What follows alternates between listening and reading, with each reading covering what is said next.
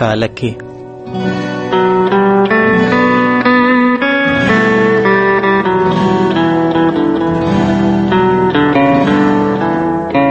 خانانو په کاله کې غږ د نوې څانګې ډېر و. خان که څومره کبرجن و خو له څانګې نه چاپېر و.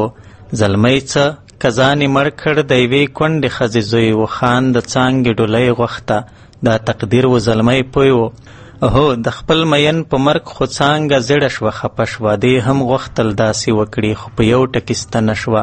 خان وې دا که زما نه شوه نو د پلار خیر به یې نه وي. د کر ځمکې به ترې واخلي د روزګار خیر به یې نه وي. څانګې وې که داسې وشول مور به بې علاجه مړه شي. د پلار زړه به پسې وچ وي رڼا خونه به تیاره شي.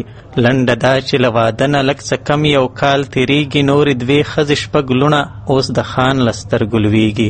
خو د خان یوه خبره له سرو زهرو نه ترخه ده. که دې څانګې هم لور راوړه بیا نو دا هم خزانه ده. د دایې غږ لکه تبر څانګه غوڅه کړه ارې کړه. د غبرګونو لوڼو غږ شو. خان وې هیلې رانه پرې کړه. اوس د خان په لوی کاله کې څانګه وینځه د ګرځېږي. څکه شل سپرلیه تېر شول دا غوړېږي نه زیړېږي.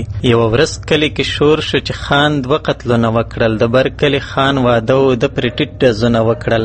هو رښتیا و په اتڼ کې 2 نښتر ژڼې لوېدلې. شېبه وروسته په لر کلي لښکر راغی د بر کلي. د هر چا لاس کې یو میل و د هر میل خوله کې ګولۍ وې. خو خان ځان ترې تری تم کړ پاتې ښځې جنکۍ وې. څه وخت وروسته څو مشرانو یوه لویه جرګه وکړه چې تویوړی واک یې واخیست. ویلې موږ فیصله وکړه بس د څانګې لوڼه یې ورکړې د دې بدو په بدل کې. خان اوس بیا د اجرې خان شو. نور تنګ شوی و غوجل کې.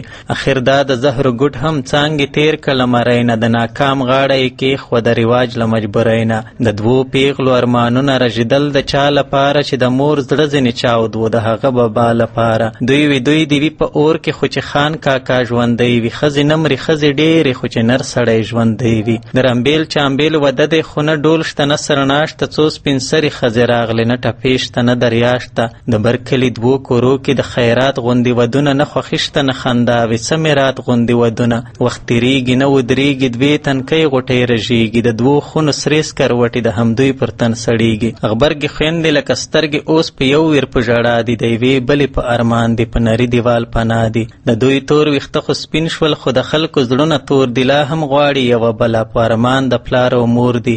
یوه ورځ کلي کې زوږ شو.